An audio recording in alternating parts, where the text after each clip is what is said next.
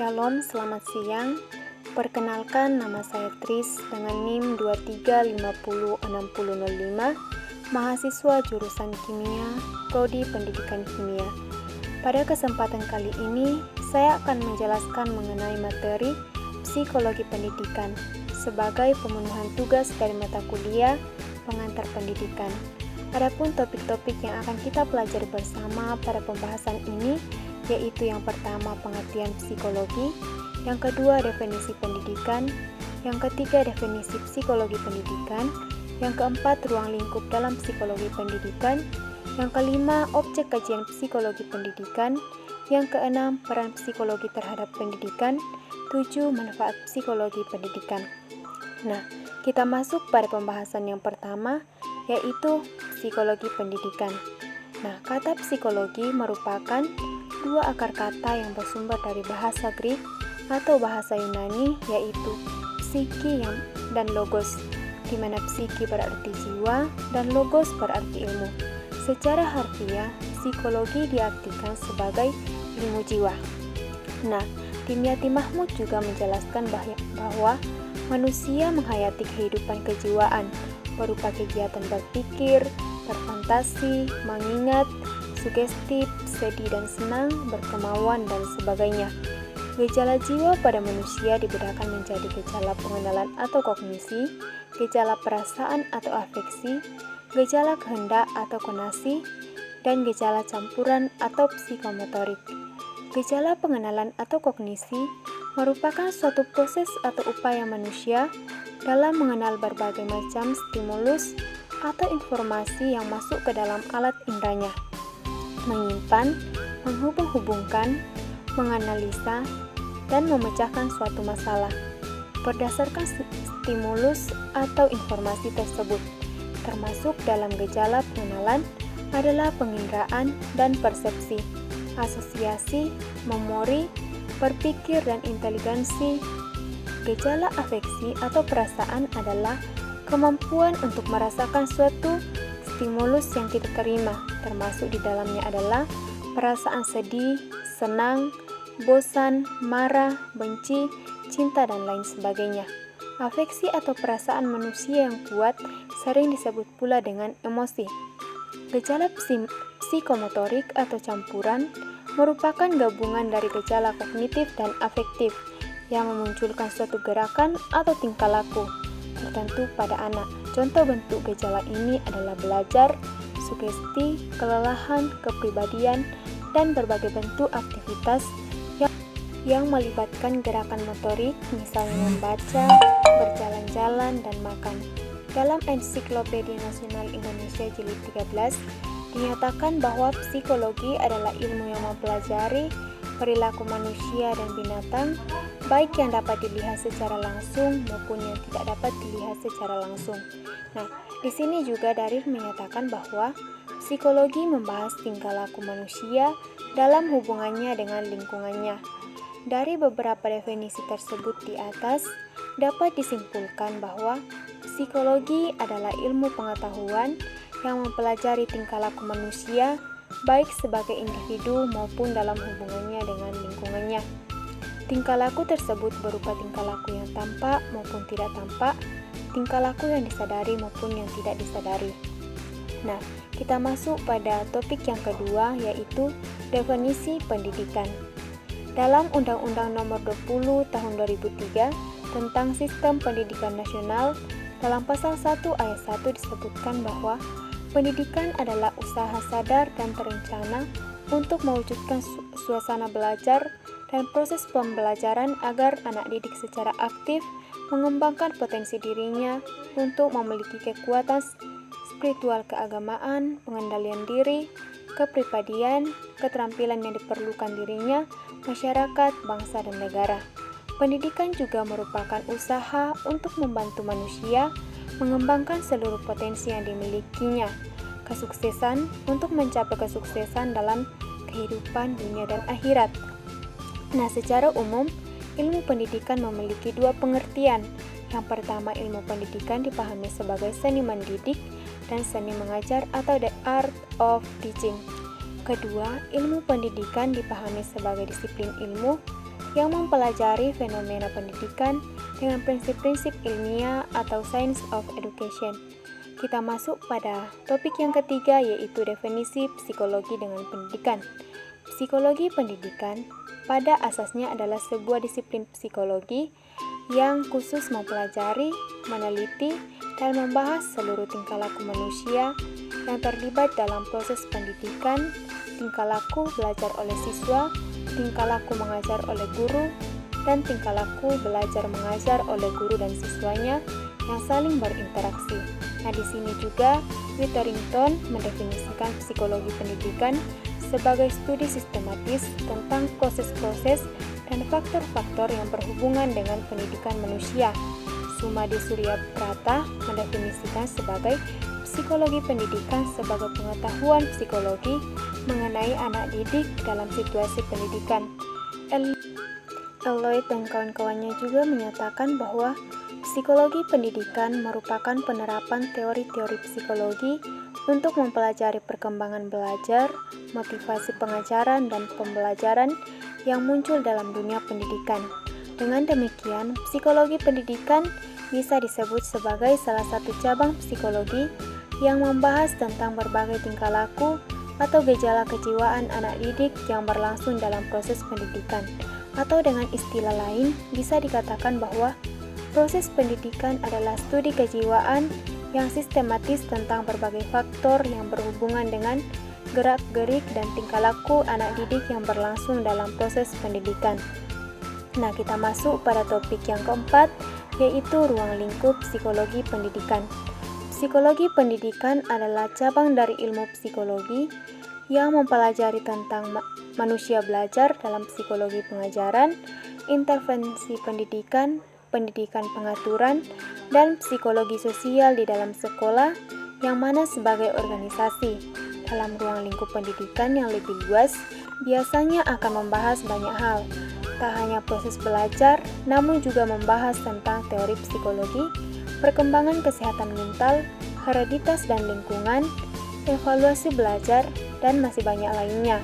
Sedangkan untuk ruang lingkup yang lebih sempit, penjelasannya hanya berkisar pada proses belajar mengajar saja.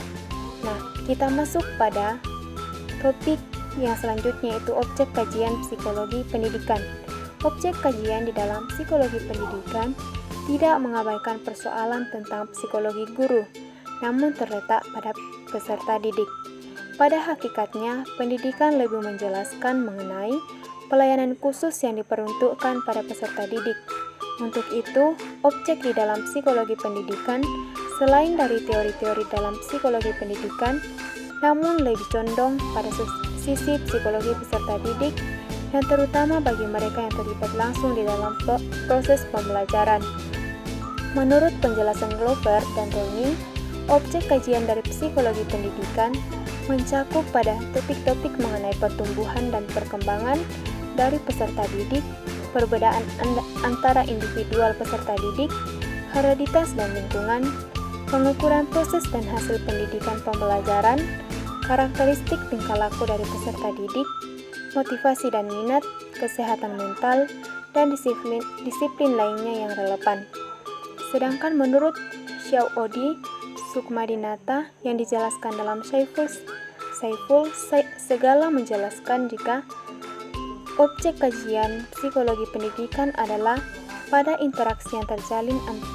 Sedangkan menurut Syauodi Sukmadinata yang dijelaskan dalam Saiful Segala menjelaskan jika kajian psikologi pendidikan adalah pada interaksi yang terjalin antara pendidik atau guru dan peserta didik yang diperuntukkan untuk meningkatkan kemampuan dari peserta didik yang didukung sarana dan fasilitas dari dalam lingkungan tertentu. Psikologi pendidikan memiliki tujuan untuk dapat mewujudkan tindakan psikologi mana yang tepat di dalam berinteraksi yang terjadi di setiap faktor-faktor pendidikan. Pengetahuan psikologi mengenai peserta didik menjadi hal yang cukup penting di dalam proses pendidikan. Untuk itulah pengetahuan mengenai psikologi pendidikan harus dimiliki dan menjadi kebutuhan untuk para guru ataupun orang yang sadar jika dirinya berperan sebagai pendidik. Secara garis besar, Banyak ahli psikologi yang membatasi objek kajian dari psikologi pendidikan menjadi 3 macam. Antara lain adalah yang pertama mengenai belajar, yang mana meliputi teori-teori, ciri khas perilaku belajar untuk peserta didik, dan prinsip-prinsip di dalamnya. Yang kedua, mengenai proses belajar, yaitu tahapan peristiwa dan perbuatan yang terjadi dalam proses belajar mengajar peserta didik. Yang ketiga, mengenai situasi belajar, yaitu suasana dan kondisi lingkungan, baik itu yang bersifat fisik ataupun bersifat non-fisik, yang berkaitan dengan kegiatan belajar mengajar peserta didik. Nah, kita masuk pada topik selanjutnya, yaitu peran psikologi terhadap pendidikan. Psikologi pendidikan memang sudah menjadi sebuah dasar dalam terbentuknya dan pengembangan di dalam sistem kurikulum.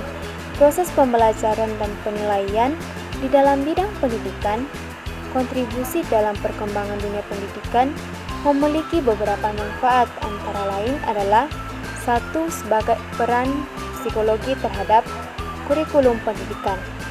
Dari sisi psikologis, pengembangan dari siswa dapat didasarkan pada kemampuan kognitif, afektif, serta psikomotor. Kemampuan tersebut dapat terlihat dari perkembangan sikap, tingkah laku, motivasi, dan hal lainnya. Komponen pembelajaran ini adalah proses input menuju output. Kompetensi di sini bertujuan untuk dapat mengembangkan kemampuan terlebih pada pengetahuan keterampilan serta reaksi dalam bertindak dan berpikir.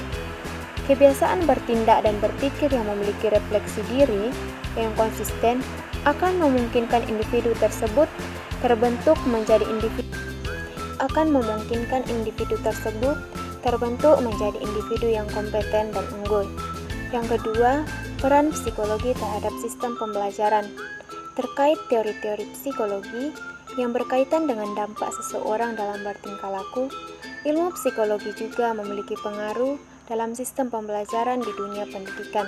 Siswa dapat sungguh-sungguh belajar saat respon psikologinya memang dibimbing dengan pengajar yang baik.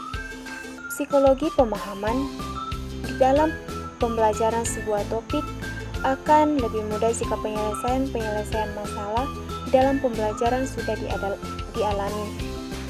Keinginan dan hasrat untuk bisa menjadi yang lebih tinggi melalui pendekatan psikologi dari guru melalui interaksi dan komunikasi yang sangat menyenangkan. Nah, peran psikologi yang ketiga yaitu peran psikologi terhadap sistem pembelajaran. Ilmu psikologi juga memberikan peranan dan manfaat dalam sistem penilaian. Misalnya, melalui tes psikologi dapat digunakan untuk mengetahui tingkat dari kecerdasan peserta didik. Tes bakat digunakan untuk mengetahui bakat dan potensi dalam diri peserta didik, sehingga nantinya lebih mudah untuk dibimbing dan membantu mengembangkan potensi di dalam diri. Tes aspek kepribadian digunakan untuk membantu guru agar lebih bisa mengenal diri pribadi siswa-siswanya, sehingga nantinya dapat memberikan pendekatan di dalam proses pembelajaran yang lebih baik lagi. Beragam tes psikologi dapat membantu untuk memberikan penilaian kepada masing-masing siswa yang digunakan untuk mempermudah dalam menjembatani potensi keinginan ataupun impian siswa yang sesuai dengan bakat dan kemampuan mereka.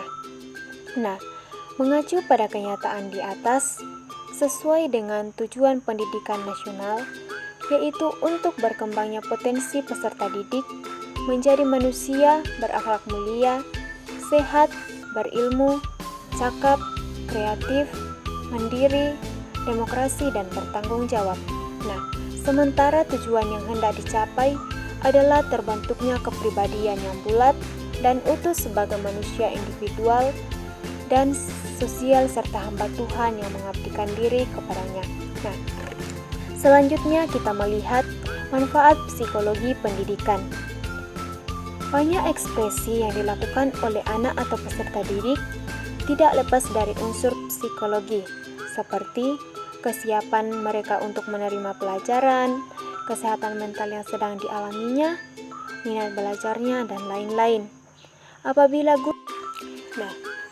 guru atau pendidik telah memperhatikan berbagai ekspresi mereka, maka akan dengan mudah guru atau pendidik memberikan motivasi belajar kepada peserta didik. Dengan demikian, seorang peserta didik dituntut untuk mengetahui dan memahami makna ekspresi yang dilakukan oleh anak didiknya dengan tetap memperhatikan minat, kebutuhan, dan kesiapan dalam belajar. Nah, dari penjelasan di atas, terdapat peran penting dari psikologi pendidikan untuk peserta didik. Adapun manfaat dari psikologi pendidikan sebagai berikut. Yang pertama, merumuskan program pembelajaran secara tepat. Yang kedua, memilih strategi dan metode pembelajaran yang sesuai. Kemudian yang ketiga, memberikan bimbingan atau konseling. Yang keempat, memfasilitasi dan memotivasi belajar siswa. Yang kelima, menciptakan iklim belajar yang kondusif. Dan yang keenam, berinteraksi secara tepat dengan siswanya. Kemudian yang ketujuh, menilai hasil pembelajaran yang adil. Nah, demikian penjelasan dari saya mengenai psikologi pendidikan. Semoga dapat bermanfaat bagi kita semua. Terima kasih.